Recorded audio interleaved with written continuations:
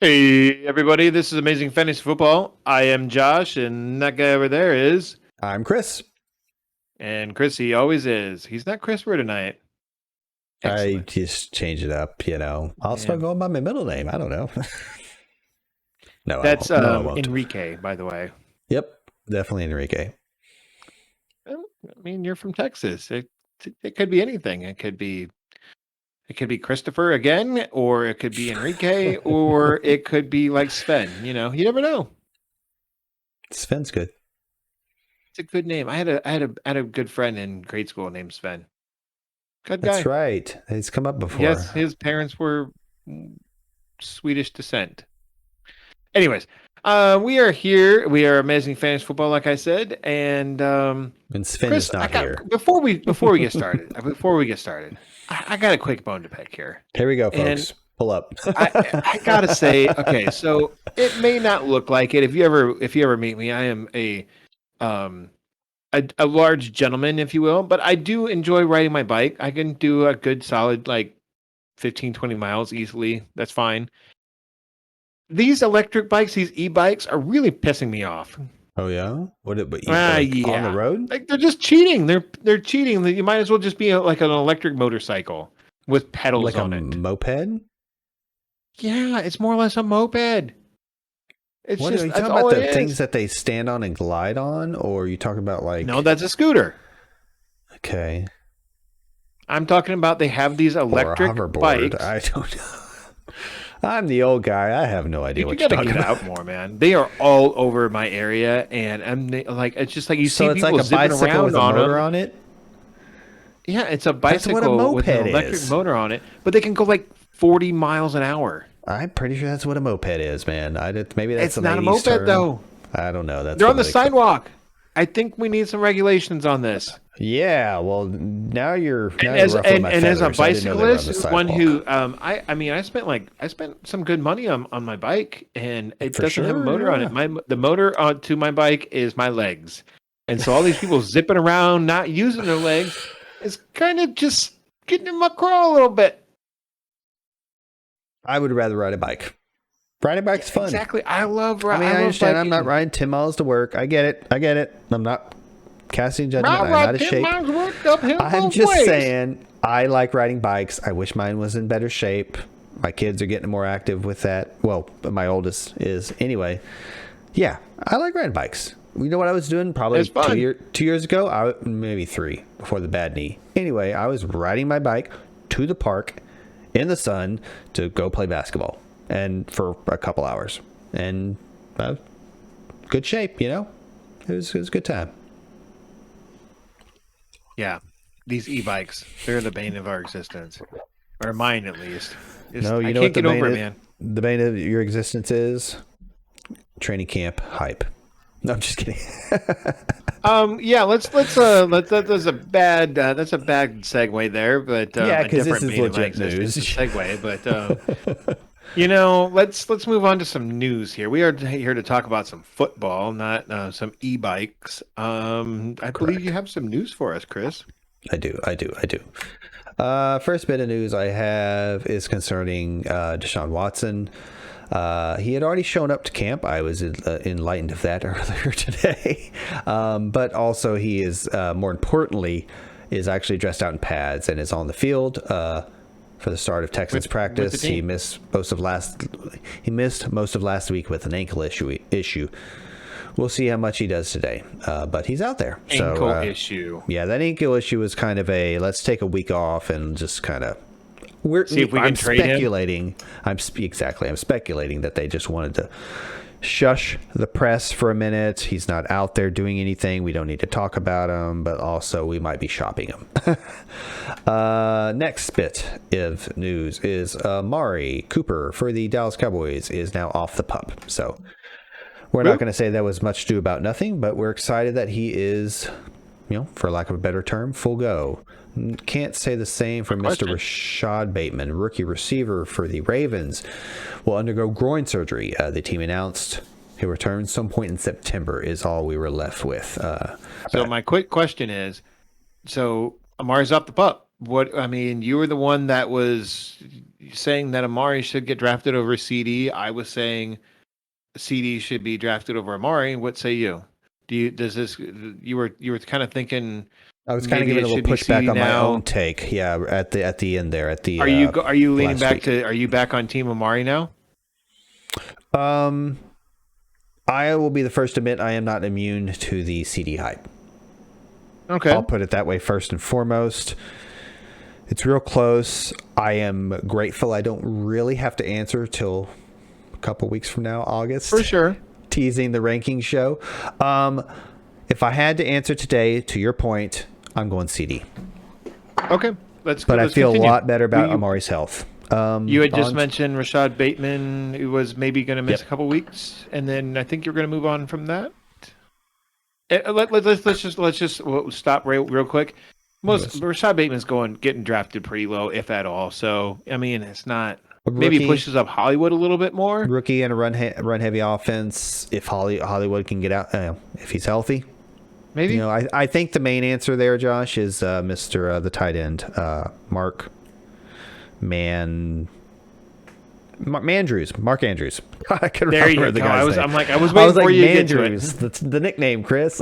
Okay. I could see you connecting the dots. Your brain Yeah, was like, I think this one and that one, and then I got it. Yeah. Mental lapse and clever nickname aside, I think Mark Andrews is the answer there. I think he's the go-to, Okay. and I think he probably was kind of anyway. Like, we're not loving Next. these receivers.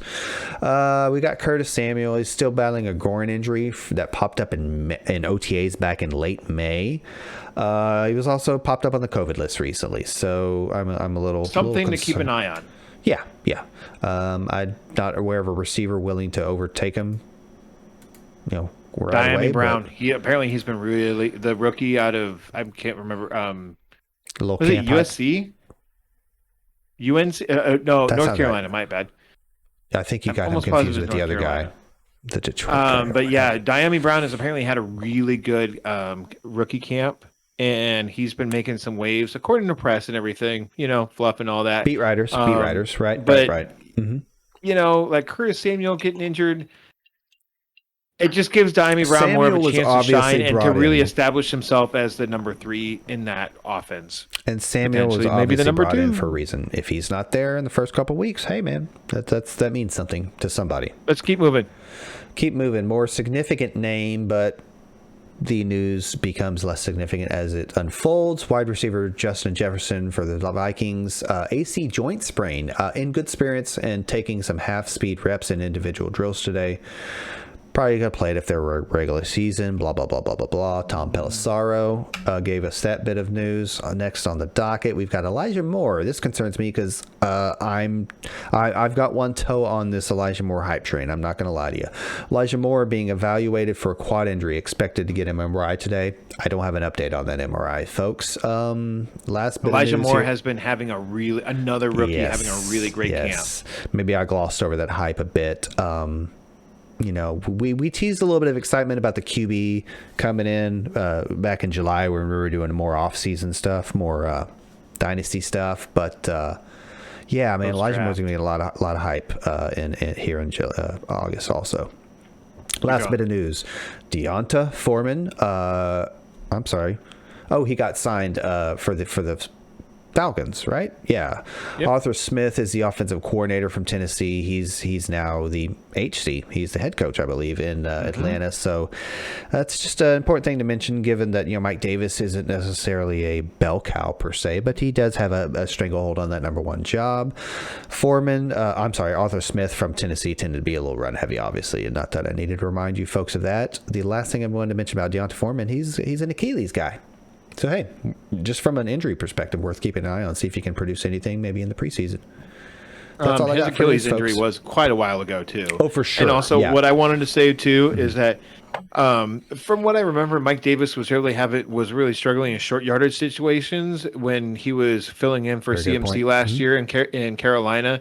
So this is what Deonta Foreman, who is a really big power back. He's a big back. He's think kind of your Derrick Henry, maybe not quite as fast sort of guy. He's just big back with great feet. he's a big thumper. And so I think the Falcons could maybe be bringing him in for short yardage situations. And you know what short yardage situations are? goal line situations. And you mentioned this off air. I think it's more of a testament, or we both think it's more of a testament to what they have in the cupboard on the bench. Yep. Like, there's not a whole Ain't lot much. behind Mike Davis. And it's not like we're saying Mike Davis is a 80-20 guy. Like, he's, he needs somebody to spell him every once in a while. Yeah. And he's no spring chicken either. Did you mention Dak at all? I didn't. How did I miss that? Because I only had one quick line on him. I mean, he's your boy. You missed him. You missed him. Yeah, he was before He's Justin talking about Jefferson. My Dak. fault, Apparently folks. He's getting another MRI, right? Dak's getting another MRI. So On his literally shoulder. another on his shoulder, on the shoulder strain. Right. Now, so it's important to mention. now, I don't know if you have the answer to this, but this is the second MRI for the same shoulder injury, or it's just another MRI because he had one on his ankle before, and now it's he's No, getting it's an the same MRI on shoulder his injury, same shoulder that we talked about a week or so ago. Yeah.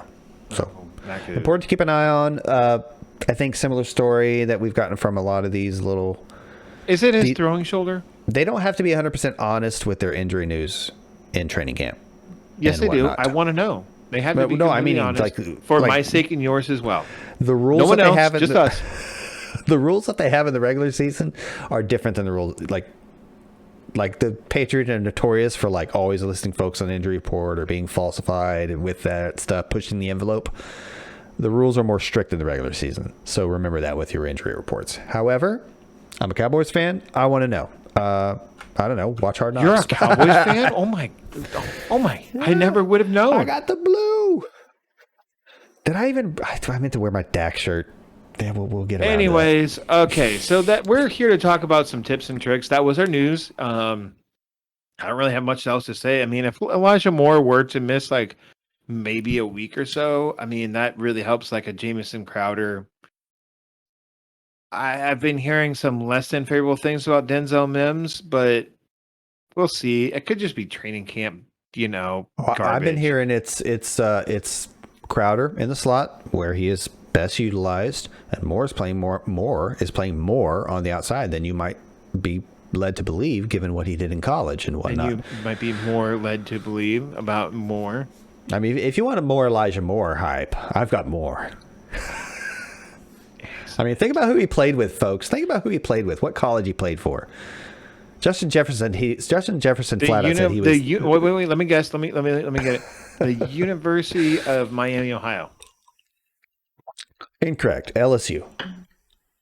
That would be Louisiana State University before you throw out some other BS. Anyways, let's move on to some draft tips and tricks. We're here to help y'all out. Let's Right? do it. Yes. You want to open? What's that? I said you want to open. Yeah, let's do that. My first tip is to stay calm and draft on, to kind of taking a riff on whatever that phrase was from 8 years ago. I don't care what it is either. But the key point to this thing is always have a plan, and you're going to always have a plan. You're going to have a backup plan for your plan, and a backup plan to that backup plan to that backup plan to essentially. Always have a plan, but if all else fails, just adapt and make something and makes good out of what is given you. Just because someone you're sitting there at the end of the first round, you're like, man, I really wanted to get me some Dalvin Cook, and you're like, yeah, Dalvin Cook ain't coming to you at the end of the first round. Just have plans. Do not panic in the draft. We've all been there. I've certainly been there in drafts, and I have freaked out and just done some really just quick I don't know, I'm gonna take this guy. Here's my best advice for that is if you all else fails, every site has this, and they have their recommended players of who should get drafted next. Drafted the highest recommended running back. You're not going to go wrong with drafting another running back. Even if you have 4 on your team already and it is the 6th round, get another one. If all else fails, you can never have enough running backs.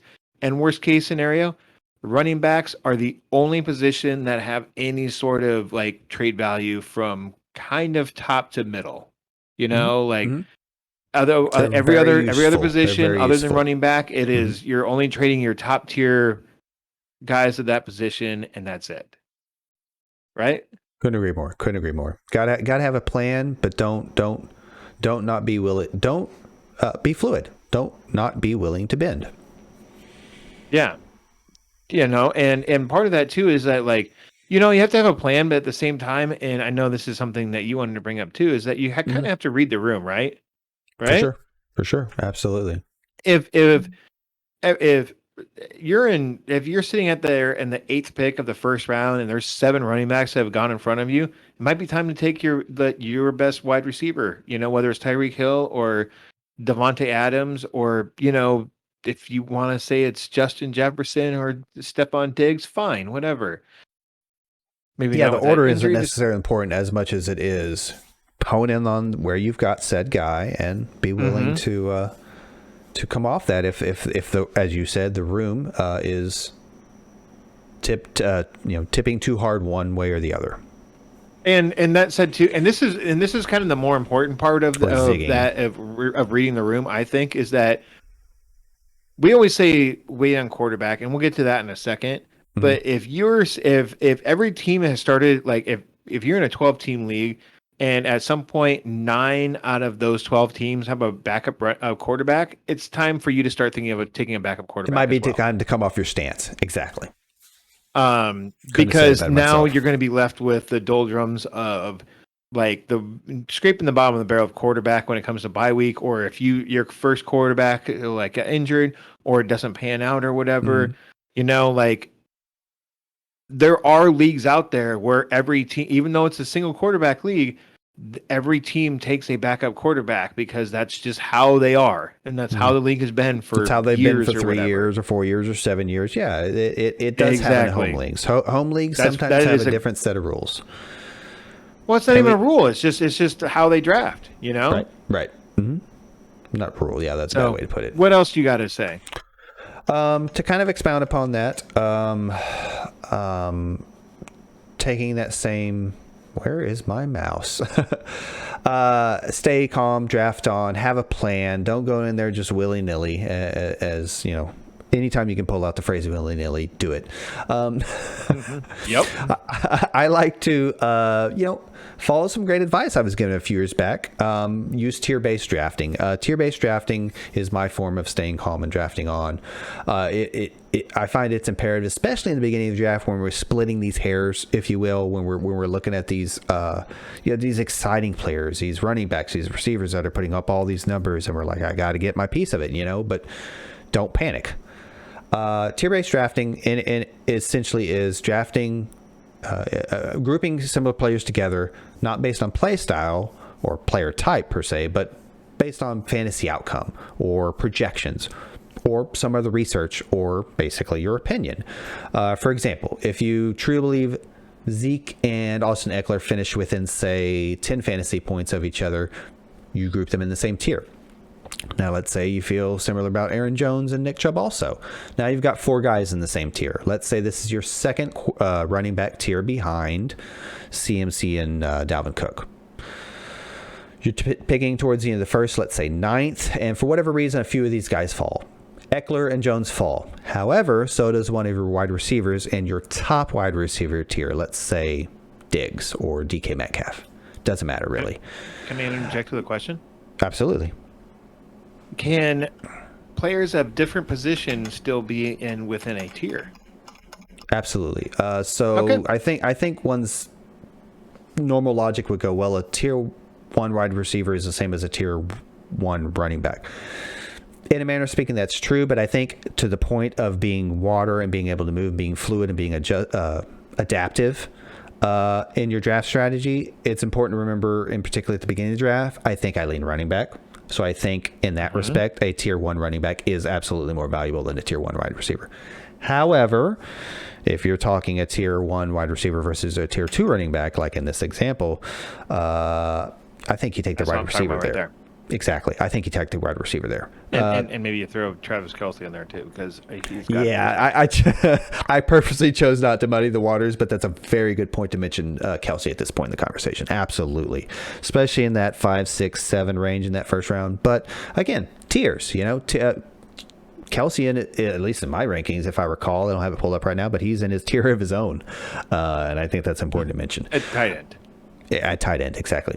That's an important to mention, and we'll talk more about this later. This is a guide, an outline, not a specific roadmap or exact way how to do it, but it helps, especially in the early rounds. Block out the noise from not only the outside, but also my own bias, or, talking on the show enough about a player to where I convince myself one way or the other. It's important for me to look at these numbers and look at these tiers, and especially in those first few rounds, and not panic. And as you said, stay calm and draft on. I think something to kind of roll into just a little bit that are kind of tangentially related is that rankings aren't really they're guides. They're not instructions. Whether and this kind of falls into that whole be adaptive and be fluid, whatever, is that whether you're following your own rankings or someone else's or ours or whatever, you don't be a slave to those rankings when it comes to draft time. Don't be, Chris McCaffrey was supposed to go first, Dalvin Cook was supposed to go second, and then Henry and blah blah blah. And then you get down to and then you're drafting at spot number 8 or 9. You're like, this person is supposed to be there, but no, they're not. And then you start freaking out. They're supposed to be a guide. They're supposed to help you. They are put out there so that you can have an idea of people's overall fantasy value for the entire season, and also of an idea where maybe you should be drafting these people, right? It's not an end all be all. Nope. It is a reference. It is not a instruction manual, It's not a Lego instruction manual or IKEA. I didn't like them very much. I thought they were confusing at times. The Lego ones. It's pretty similar to IKEA. I don't know. I'm a picture kind of guy. I've never owned a piece of IKEA furniture in my life. I'm like a caveman drawing guy, You what? I'm offended. I've had IKEA-esque, furniture hobby kits. Yes, I have not had an actual IKEA brand. Gotcha. So you don't necessarily dislike the thing they go for. Just never actually had one, I guess. Yeah. Some of it's overhyped for sure. Anyway, speaking of overhyped, no, I'm just kidding. I am not transitioning off IKEA. Let's go on to the next. I just wanted to say that, I feel like some people, I've definitely seen people sit there in drafts and they have their piece of paper and their rankings. They're like, well, that person was supposed to go wasn't supposed to go for 2 more rounds. Sometimes people reach, right? Oh, for sure. Having said that, absolutely. though, sometimes you have to reach. Sometimes you just got to get your guy. If you got, and I'm not saying this in the first round. Don't reach in the first round. Take whatever the first round gives you. That you have to be very adaptive based on how you have them stacked. And even of course, the yes, exactly. I'm talking more in the middle to later rounds, and especially if you're drafting at the turn, and if you're not familiar with that phrase, is that if you have back-to-back picks and then you have a real long wait for your next pick, is that sometimes you're going to end up reaching because say you have a Zach Moss that you really like, don't take him in the second. Don't reach for him there. You can wait a round or two. Ooh, yeah. But say it's the 4th and you're not picking again until the end of the 5th or whatever, and you're like, man, I really like this guy and I want to get him on my team. I know it's a reach, but I want him on my team. Get your guy. You might be wrong, but hey, if you're wrong, at least you got the guy that you wanted to be wrong with, Shoot your shot. Exactly. Well, and here's a better example. Say you're in the second round, and we do not advocate this, and we can roll into our next topic right after this. But say you're in the second round, you really like Patrick Mahomes, and you're sitting there and you're like, man, I'm a Chiefs fan. I want to get Mahomes on my team. I know he's going to score me a lot of points. Get your guy, Mm-hmm. If you want to sit there and root for the Chiefs and you don't want to root against Mahomes and the Chiefs on Sunday, have fun watching your team. Get your guy. Absolutely. Get your guy. Be ready to adjust. I don't want Patrick Mahomes in the second, but if you do, he's gonna return good numbers. Mm-hmm. Fantasy wise. So I guess, but that kind of leads into our next point. Why don't you kick us off on that one? Next point. Kick off. Kick off. Absolutely. It was bad. I get it. Yeah, absolutely. So wait on QB, late round QB, whatever you want to call it. Let's touch on that because Josh has kind of touched on it with the Mahomes reference and whatnot. Streaming QB is a viable option. If you want to wait on QB, we can talk about folks to wait on. Let's talk about Justin Herbert 2020. His 2020 ADP was basically non-existent. I wasn't willing to dig further, but he probably went undrafted. Granted, he wasn't the start at the beginning of the season. That's important to mention. He was literally thrust into week 1, I believe it was, with the punctured lung from Tyrod. Week 2, thank you. Third. So let's talk about some better examples. How about Ryan Tannehill? Finished as a QB7 in 2020, ADP 1207. For those keeping score at home, that's the 7th pick of the 12th round. I continue. What is that, like QB 15-ish? Oh, yeah, I don't know how you maybe later. How you would I don't figure know. that I'm average. just guessing. Yeah. Cousins finishes QB 11, respectable. Top 12 QB 1, right? Top 12 QB. ADP 13.12. That's the 12th pick of the 13th round. That's like defense, kicker, and dart throws territory, man. And how about this? Cousins did have a really, really good season. It wasn't his best season fantasy-wise, but it was one of his best. And they run a lot too, but like it's an efficient I would also offense. kind of like to throw in a quick shout out here. Sorry to interrupt here, but like a quick shout out is like for a quarterback to look for in the late rounds, Kirk Cousins.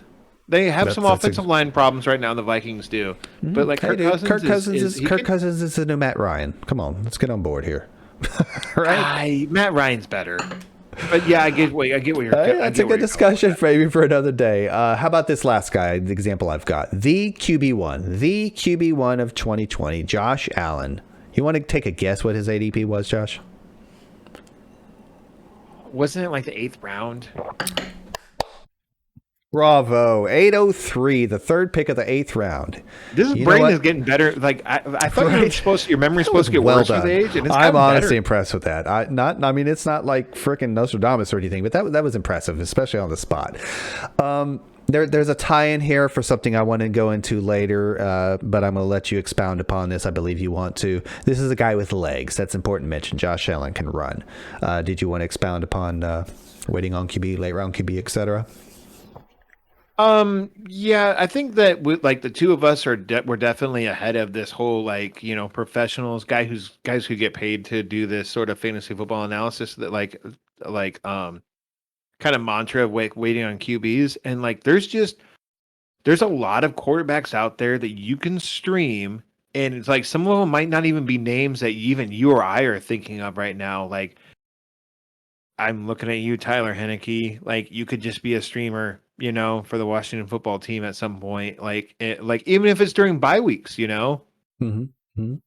And I don't know. I just don't buy into taking a quarterback so early. And the reason for that, and the thought process behind waiting for a quarterback, is that running back gets thin real quick, man. It gets pretty terrible pretty quick. And B, wide receiver gets murky extremely quick. It gets what? Like murky. Like wide receiver 3 territory. It's just like, yeah, they're all really good names, but like as far as like week to week consistency, I don't know. Now, and so it's just like wide receiver, running back, like early, backs, maybe sprinkle a tight end in there somewhere, and then take your quarterback. And at least what I like to do is I try and hit quarterback like double digit rounds. That's me. But you have to also like we said earlier, you have to read the room too.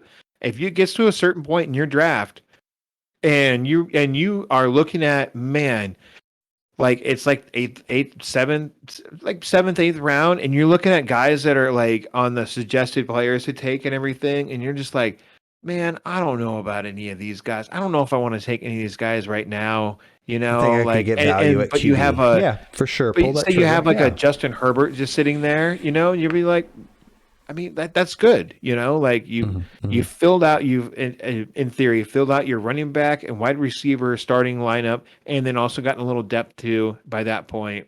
For sure. Yeah. And then you hit quarterback, and then you're like, I like Herbie, like they improved their offensive line there, Herbie's weapons are all healthy now. I'm excited, man. Yeah, absolutely. Most of this Josh it's Palmer important guy. to mention this is fantasy versus reality. Like the reason quarterbacks are a dime a dozen in fantasy is because in reality it's a pass happy league, and a lot of rules have benefit scoring and benefit the passing game. Obviously, the passing game very efficient in 2021 and moving forward.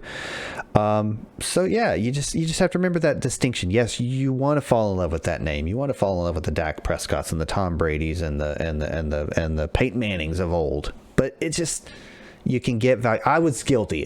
You can ask Josh. Several years ago, Cowboys fan, I took Romo in some ungodly round. It was He awful. kept him more or less as a first-round pick. Yeah. There's some context there with a keeper league, but I made a horrible mistake. That's the main context. Let's move on. And this was like, this had Let's to have been move like on. 10 years ago, man. It had to have been like 10 years ago. Thank you. It was a long time ago. I was quite the noob, if you will. Maybe 8 or 9 years ago. It was a fair amount of years ago. Let's put it that way. It seems like a lifetime ago now. It really does, dude. I think you were still living here in I'm the area. sure I was. Yeah, I was at freaking Shakespeare's.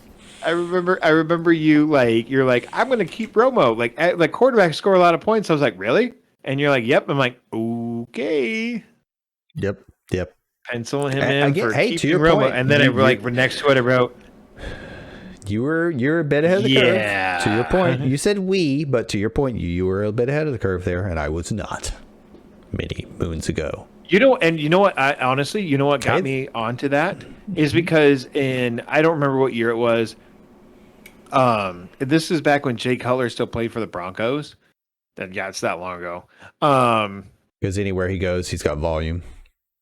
This is because the Broncos originally drafted Jay Cutler. I think it might have been his second season with them.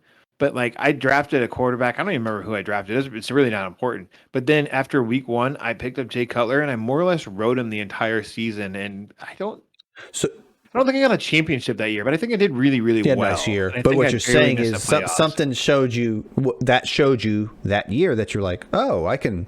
pick up Quarterbacks are worthless points. to draft. Yeah, see that was And I that constantly have a coin flip competition in my with head. everyone in That our was keeper league. that's Of that light who's going bulb to be the moment. last one to draft a quarterback. It's always this guy. And that's that light bulb moment we're trying to emphasize tonight that I had several years ago and you had, I don't know, 10 years ago, whatever you want to call it, where it was like, oh, because they're so, I don't know, quote, valuable to their real life teams, they're throwing so much nowadays. It doesn't take frickin' Tom Brady or Peyton Manning or whomever to rack up 4,000 yards, 40 touchdowns, etc. Oh my God. I've got a perfect 14 years tie-in. ago. Wow, are we that old? Oh no, I'm sorry. It was his third year in Denver All right, because well, let's he move threw on. he threw for over 4,500 yards that season, and I think I did win a championship. Do you want to expound upon the QB thing? Because I have something else on there before we move on. No, if we're on QBs. Let's keep rolling with QBs. so you want me to go? Oh, I got one thing real quick. Yeah, go ahead. I think I already said it though. Is I just want to reiterate is that like don't draft 2 QBs if you don't have to. Mm-hmm. You really don't need to, especially in like a 12-team league or even in a 14. As long as the majority of your league is not drafting a backup quarterback in like a 14-team or even a 16-team league, which they probably are in a 16, but Yeah, maybe 16 is going to get dicey real quick. Yeah, but not. Yeah, your point is still pretty. Yeah. yeah, like don't draft a backup because you can stream them. If your Mhm. quarterback gets injured in week 1, say you have a Dak that got injured in week 5 of last year, you can still stream. Mhm. Streaming quarterbacks is a real thing. It's a I real can almost thing. guarantee you there's Streaming a QB, tight ends there's is a not QB as one on the easy waivers. as streaming quarterbacks. But go ahead with what you were going to say.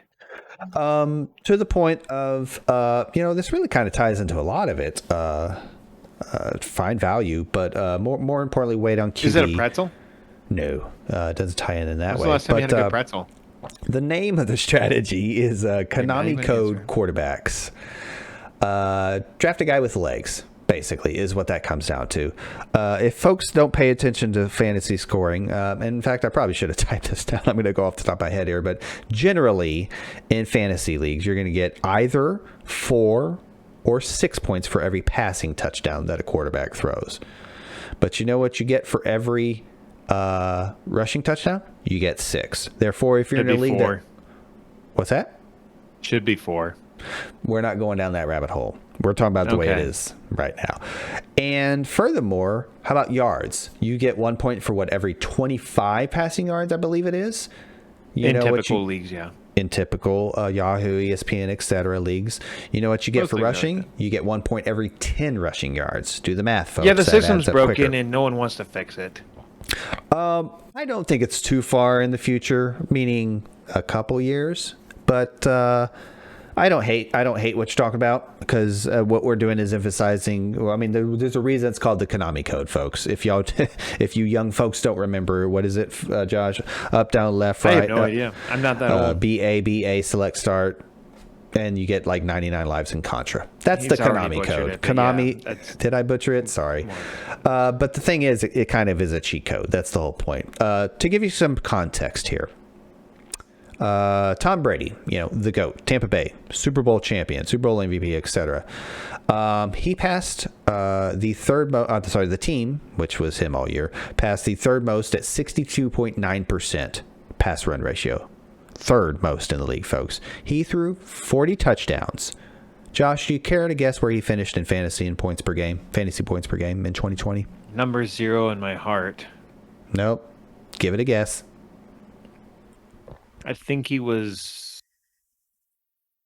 I think he was 8. Quarterback 8 on the year.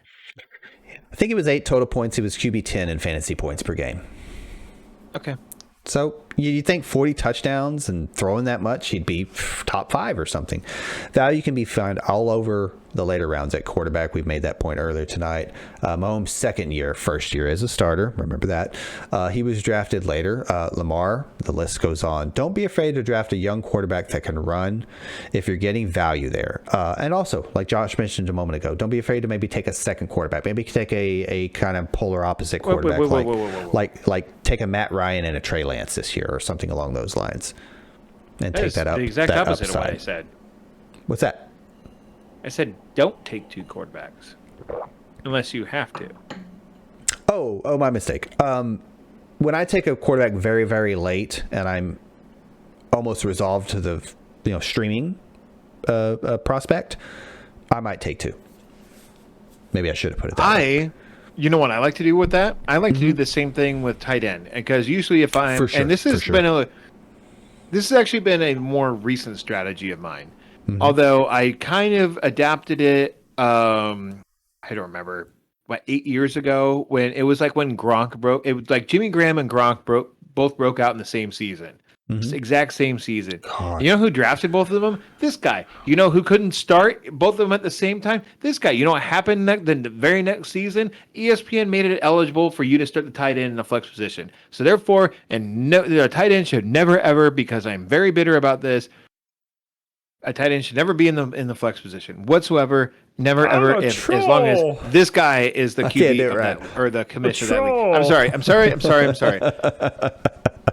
So what I'm getting at is that if I'm completely waiting on tight end, I'm talking like 2 of my last 5 picks, or Yeah. even 4 picks, Punting, very late, of course. Completely punting tight end is going to be like one guy I think is going to hit, and another guy that's complete, like maybe shot in the dark, and then I have a defense and kicker in there, assuming that your league has those. And that way I have, if one guy doesn't pan out, hopefully I have another guy, and if neither one of them pan out, I didn't really lose much, because that's the usually the point of your roster that has been drafted that is going to churn the most. And they're 4 flyers. So I'm going to take and you would immediately have your ear to the waiver wire for maybe a tight end gem. Whatever happened in week 1 with tight ends and Or everything. 2 So I'm -ish, thinking like maybe like say you completely punt tight end and you get like an Anthony Ferkser, and then I'm gonna go back and I'm gonna hit and I'm gonna probably hit up Cole Kmet or your boy Adam Troutman. Who's actually right. really risen a lot. what about but I Jarwin? mean, even like Jarwin's- Hayden Hurst or Jarwin's ridiculously underrated. yeah, Jarwin is so lowly, poorly drafted. It's ridiculous. But you know, like those kinds of names, like just guys that have some buzz around them. Take some that upside. are, like- Take some upside there, and then that if it have doesn't some work out, upside you that can maybe aren't adjust in the gonna first hit. couple of weeks. Yeah, for sure.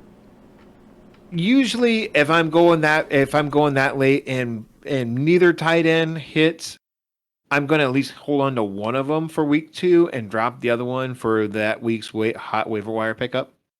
But also at the same time, if neither one of them do anything, they have like no like field usage or whatever, I'm going to try and get a new one.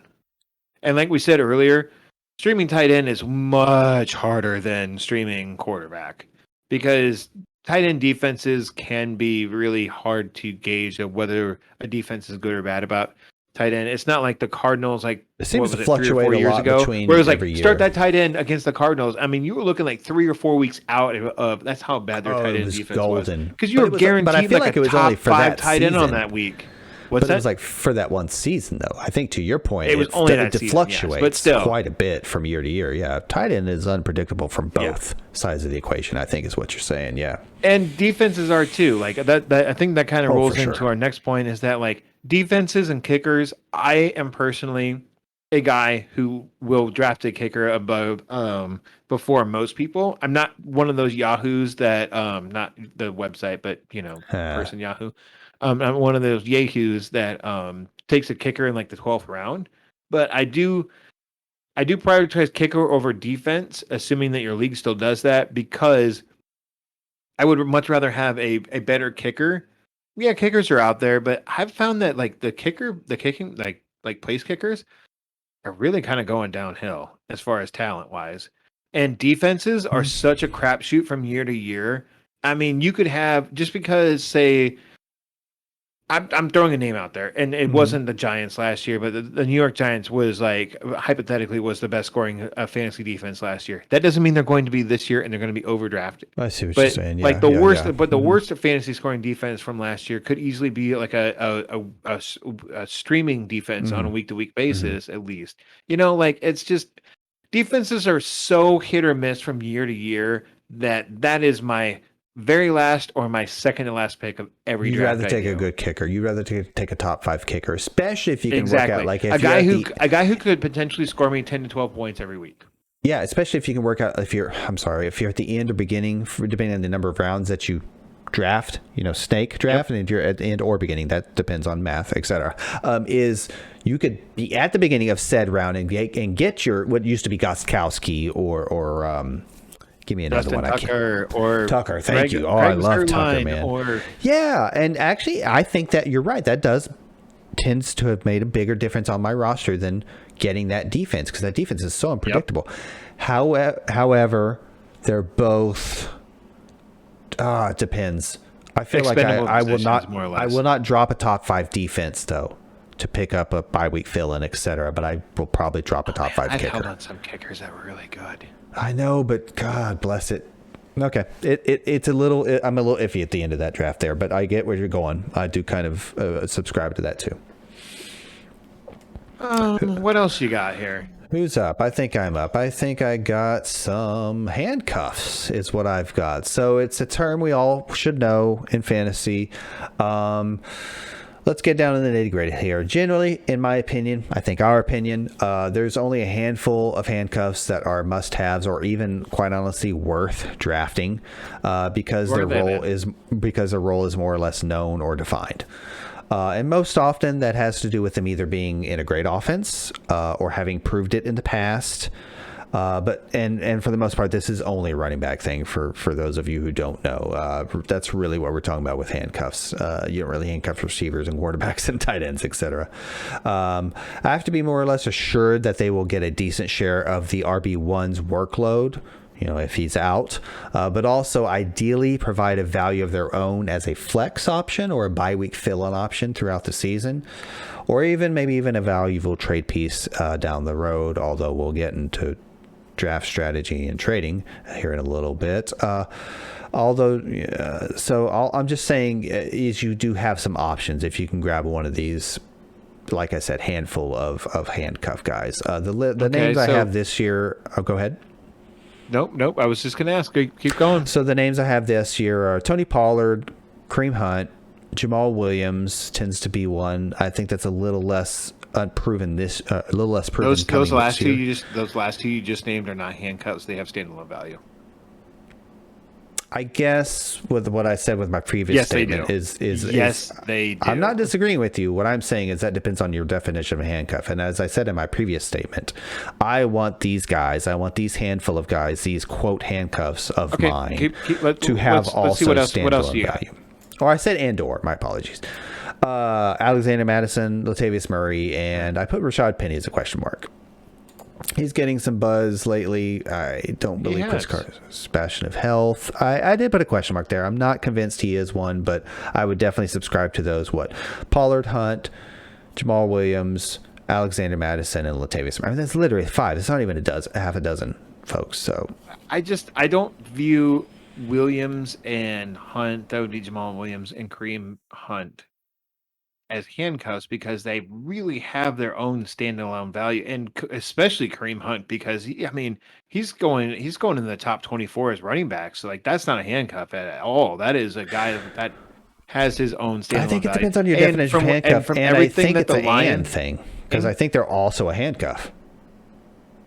Yes, their value would increase if that person went down, but that you could say that about they're a handcuff plus. You could say that about Can I agree with that? Raheem Mostert versus Wayne Gallman, or Trey No, Sermon, I did not. I purposely did not choose these completely ambiguous backfields. Yeah, that's a hot mess over there. But yeah, well, you could name a. But I mean, okay, to liken the situation of Jamal Williams and Kareem Hunt, that would. To their respective counterparts in their same team, it would also be like saying Melvin Gordon or Javonte Williams is a handcuff to the other one. I chose not to include them.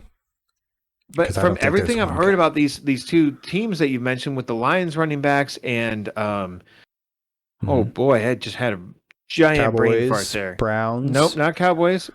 Browns, Vikings, the Browns especially. And Saints. It's all like, yeah, Kareem Hunt's role is slightly different than Nick Chubb's, but he is part of that offense, man. It is not he's taken. Don't you put Kareem Hunt in the corner? That's why I said. Right? That's all I gotta say. Most often they have to, number one, either be in a great offense, number two, and/or be in a great offense, is that why, and/or having proved it in the past, number three, and/or have standalone value as a flex or a bye-week fill-in. You got a lot of and/ors in there. That's because it is no. I'm not making fun of you. I if just they thought it was funny. Meet that list, they're a handcuff to me. I understand your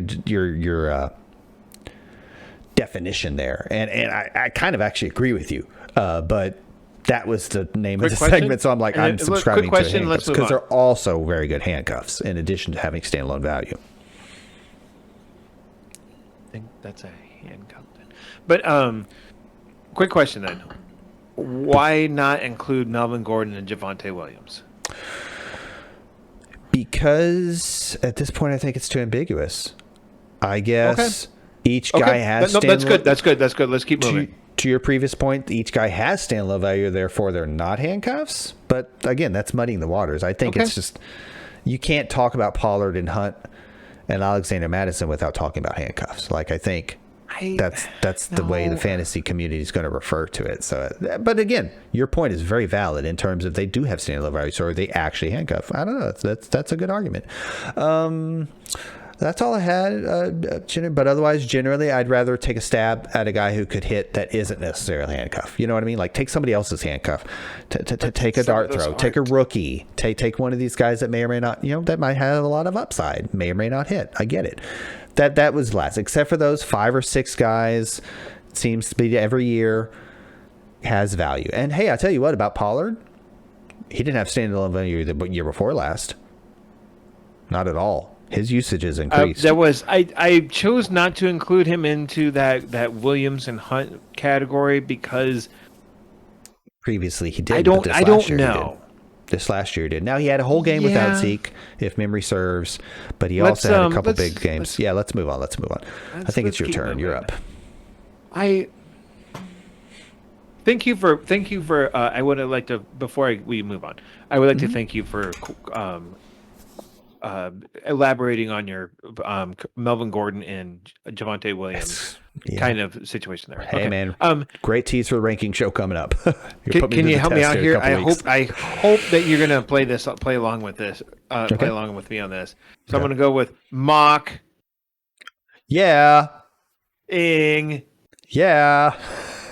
Bird. Yeah. Yeah. Yeah.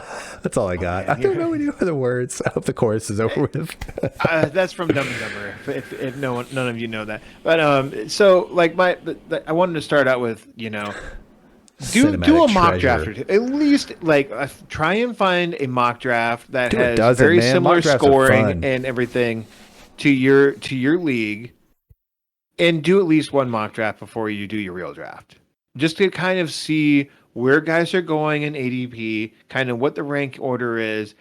Don't Hey, do a mock your draft with mock draft is friends. not going to replicate your own draft, but at least gives you an idea of it. And that goes back to, draft day prep and everything and whatever, but just do one. I ask everyone to just do one. I'd say do a dozen. To do a mock with friends. Hey, Josh, you want to do a mock this weekend? Hey, shameless Yeah. plug. Yeah, shameless plug. We will be streaming as of this Sunday morning till God knows when, because we're starting in August to start the mock Josh is draft probably going to be season hungover, so he's going to probably have to have a couple just do, We will put this out there. The Sunday morning streams are going to be a little more loose than the recorded YouTube shows and the podcast. Point being, these next three, if math is correct, are going to be mock draft episodes of the Sunday morning, which approximately is going to be 10 a.m. Central Time four Sundays. We got four till regular Sundays. season. All right. Well, we'll do mock drafts. We'll probably Might fill in a skip couple the of. fifth. Maybe I could get you to come back to your home state of your adopted home state. Oh, of that's right. Iowa. Draft week, actual draft weekend, Memorial Day weekend. Yeah, we'll see about that, folks. Labor But we've Day. got at least 3 or 4 mock drafts coming up on Sunday mornings on this YouTube channel, live streamed, 10 a.m. Central Time. Show up. Having said that, if you're listening to us in podcast format, you can check out the YouTube channel to see our live stream of mock drafts and whatever stuff that pops into our brains. Yeah, I'm sure we'll have some other fun and some other segments, but that was a shameless plug I wanted to get in there. Me, myself, I like to, you can only do so much with free websites, but you can kind of put in the PPR and the half PPR and the 10 or 12 team league. And yes, Do a absolutely. Superflex, Yeah, it's a blast. It's a blast. We'll do we'll do at least one of each, and maybe we'll do a couple of mocks in every stream. There never know. you go. What else do you have for us before we close this out? I have one more thing. Oh, a couple of things. But they kind of roll into each other. I was going to say on the kind of the draft prep, set up your pre-draft rankings. I know. Good idea. Man, we all have lives. We all have, either family, kids, here's the job. reason. Yeah, go ahead. Here's the reason for it. Mm-hmm. If you do, and if you, okay, and even if you open up that draft window, like into the draft room, like if you're doing it online, which most people do, even when people do a draft in person, they still do it via computer. Usually, they don't have a giant like physical board. But here's why you do it ahead of time or as you get into the draft room is because sometimes poop happens and, you have like either your computer crashes or the site crashes or whatever. So get at least 20 names up there that you really like so that you're not ending up with 3 quarterbacks on your team. Mm-hmm. I would argue when you're feeling, froggy on August 15th or August 25th or whatever, and you're hyped about fantasy and you just happen to have free time that night, family's taken care of, work's taken care of, and you're just like all into it. Do it then. So when your draft in 2 weeks comes up and something comes up and you literally have to be absent, at least you've got a template that is picking for you, But even more importantly, Josh's point, I did it knowing full well I would be there for the draft because it's basically like I'm loading up my own personal rankings into Yahoo. Yeah, You don't have to go 200 deep for goodness sakes, folks, but get a little bit in there. Yeah. You got anything else? I mean, just to roll into like draft prep and everything, like do some research. Do just a little bit of research, just a little bit. That's all I'm asking you. Whether it's listening to us two dummies do this, look over a couple of articles on the internet. Do not use a fantasy magazine, but if you have to, that's better than nothing. Don't go off of what you remember or even the results of last year. Go off of what is going on this year because, you don't want to buy into hype, which rolls into my next thing. but you also want to educate yourself on player injuries because Cam Akers ain't going to play this season, folks. He's not. Saquon Barkley looking like he's probably going to miss at least a week or more. Or at least not be 100% week one. The news has gotten better about Saquon, but it's as of right now, he's still going to miss a couple weeks. Mm. You don't want to draft these guys not knowing that they are injured or whatever, or even a Michael Thomas. You're like, hey, Michael Thomas was good like 2 seasons ago and everything. So many catches. He was good in a couple games last year and whatever. He ain't going to play for like half this coming season, folks. By the way, the whispers in the bushes, the hype. He's going to get traded. Yeah. The relationship is strained is the best way to put it, I think, right now. I wasn't going to say the T word. That's something that's yeah, it's hype. That's rumors. That's rumors. It's August. It's hype, folks. Anyways, so I mean, I just like have like, and this also rolls into like doing the mock drafts too. Is knowledge is power, folks. The more knowledge you have going into your draft, the better. Now, don't sit there and pretend that you have crammed like like a god's level of knowledge of football. Yeah, we all have lives, of course. Going to happen this year. Trust me, I have oversaturated my brain with stuff. But there's a good and a bad way to do it, and just go about it however way you feel comfortable. Don't feel like you have to cram or anything like that. Just do whatever level of research. Have a working knowledge of the players, what teams they're on, like what is expected of them this year, whether they're injured or not, and just kind of like roughly where they're going to go in a draft. We already said this. Bullets in my bandolier. I consider bullets in my clip. I'm. Yep, exactly. I want that knowledge. I'd want to not be caught without it. Exactly. And one last thing is, don't always buy into the hype. Mm-hmm. Injury news is injury news. Coaches lie because they want their opposing teams to think that they're doing something that they're not. Pete Carroll is one of them. Not saying that Pete Carroll always lies, but he is full of lies. He's a very positive fella. Yeah. He thinks the world of everyone on his team and blah blah blah. I'm just like, when you hear something like Chris is the next, Chris Carter here. I mean, he's a Chris. All he does is catch touchdowns. He's another Chris in the Chris zeitgeist.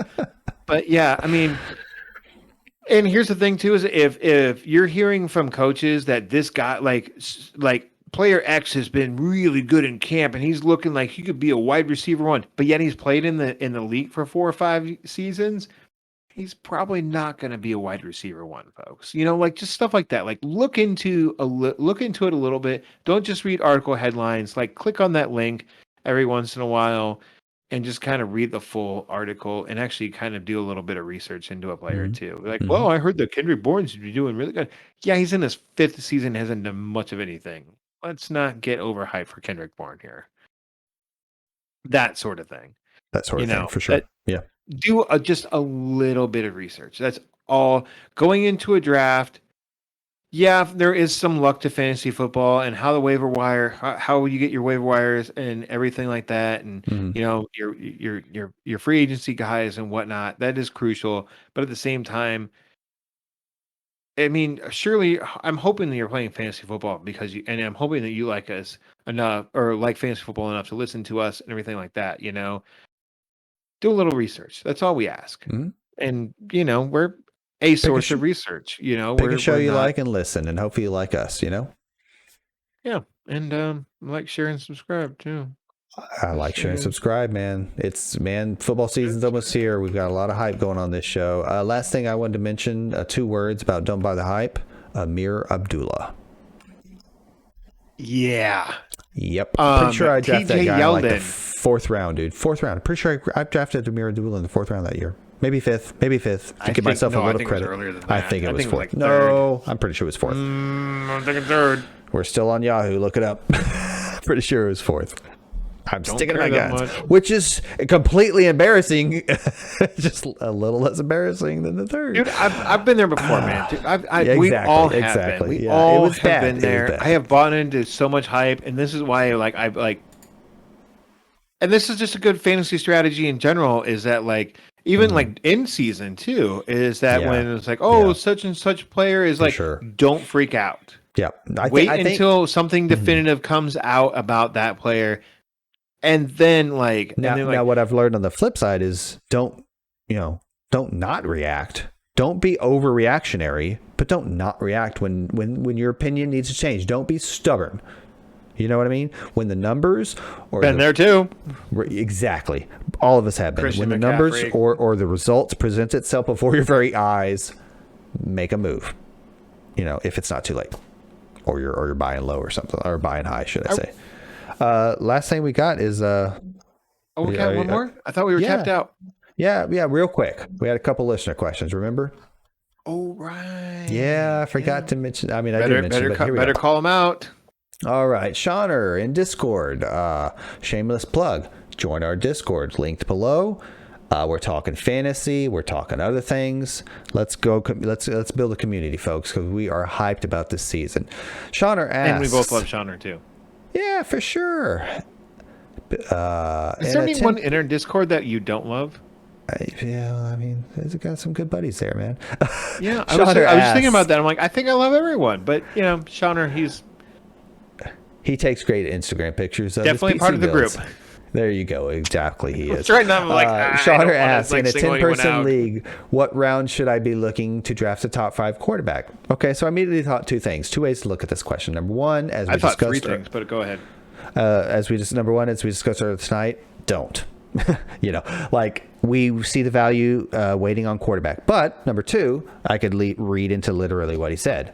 Top 5. Well, if he wants a top 5 quarterback, I look at my own personal rankings as they stand back from July, but still they're applicable. My QB5 is Rodgers. I've got him at 70th overall, so that's the end of the 6th round. In most home leagues, you could probably bump that up a round, and you're probably looking more of the 5th round if you want to grab a top 5 quarterback. Wow, Go ahead, Josh. You want to expound? Nope. I'm just looking at what my QB5 was too. I'm like, There you go. It's still Aaron Rodgers. Okay. Then WonderTech asked, what is the earliest? Wait. I want to answer Shauner's question real quick. Oh, go ahead. Yes, I thought you might want to. I had 3 answers to this question. The quick answer was round 6. Okay. Quick answer. A little bit on safe page The there. medium answer is, it's every league's different, so you kind of have to read the room. I feel like if you ask that question, blah, you blah, have a blah. guy in mind. Does that make sense? The long ahead, answer is, you can potentially find a top 5 quarterback in the later rounds. I think that's the You just correct have to- answer, you just actually, have to, Josh. Yeah. You have to kind of suss out who that is and whether it's just a pure running quarterback. I'm looking at you, Jalen Hurts. That was my point I earlier don't, I about don't the love Konami Jalen code. Hurts at all, but man, he could be the next Deshaun Watson. If he scoots around that field enough, he could be the next Lamar Jackson of just the fact that he just runs enough and throws enough and whatever, does it all just enough to be the I don't know QB1. if runs enough is giving Lamar Jackson enough credit. He's the first quarterback in history of the game to rush for 1,000 yards. I was in talking back-to-back about seasons. Jalen Hurts. I was talking about my bad. Yeah. Enough. and What I think your overall point is does enough. making of a each. mild comparison to him and Lamar Jackson. Yeah, and is hey, what I was speaking of hype, Trey Lance is he's gaining a lot of hype right now. He's That's neither here glowing nor red there. hot, I know, I thought man. he would. He will. Yeah. I might be coming over you know your who side of else the is? argument there. Your boy Justin Fields, I know. I still think I'm completely. but so is correct Andy on Dalton that. too. But I'm starting to lean towards. I'm sorry. No, you were the one who said Trey Lance absolutely would not start. But you're also higher on him than I was, I believe. So anyway. As far as overall career, yes. Yeah, I think you were a bit.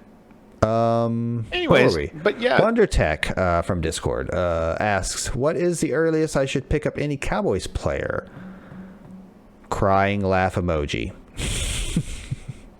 I'll let you take a listen, for you. Josh. Yeah, right. No, but in all seriousness, I'd like to take an opportunity to kind of, talk about the first Cowboy that's going to be taken in pretty much every draft across wherever is Zeke. Where are you at with Zeke lately?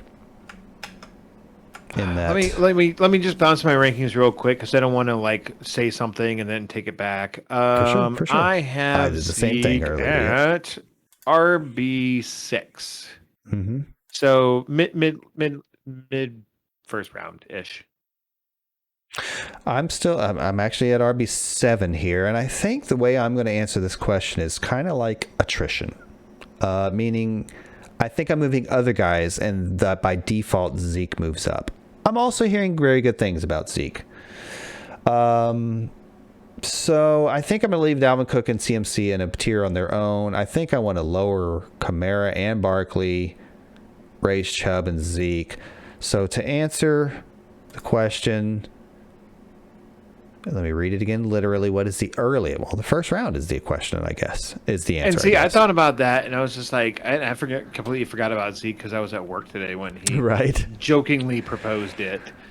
And I was like, I mean, it's the second round. It's CD or maybe even Amari, depending on how you want to lean it. Forgetting about Amari's injury, and I was just like, yeah, that's it. And Like, Wonder Tech, you're RB1 sometimes there. hilarious, and other times you're just droll. Yeah, right. Exactly. So that's our community questions. That's our show. Josh, you want to take us out? If you're watching us on YouTube, you can always check us out in podcast format wherever you get your podcasts. You can get your podcast from Sven behind your Links in the description. Harken back to that name from earlier. We recommend you don't get it from Sven, but he does deal with the podcast. So if that's where you're getting your pods, then there you go. If you're listening to us in podcast format, you can always check us out on YouTube at the YouTube channel. Starting this Sunday, yes, we will subscribe and hit the bell. Doing streams on Sunday morning with mock drafts and answering questions and just kind of hanging out, just hanging out with the folks. Mm-hmm. Come and join us. We really appreciate it when people do. We love it, actually. And we're switching over from Twitch. Too, we did Twitch last year, and Twitch was good. We just felt like it just wasn't the right platform for it. Yep. We're not into the video games, and as you can see behind me, there's no hot tub back there, and I am definitely not some attractive lady to be floating around inside a hot tub. So, we decided to switch over to YouTube to stream on YouTube. Like a better place for fantasy football content, maybe we'll try and for sure. eventually just stream on both simultaneously, just to get all the questions and hit every platform that we can. But as of right now, we're just going to do YouTube. Switch over to YouTube. Mm-hmm. Always like, share, subscribe wherever possible. Tell your friends, tell your family, tell your frenemies. Tell your milk delivery man, if that's what you have, about us. We always appreciate it. If you're into fantasy football and you think someone else is too, or if they just want to look at two guys with beards that are balding talking about football and how one of them hates e-bikes, check us out. Tell that friend. We have been Amazing Fantasy Football. Peace. Bye, everybody.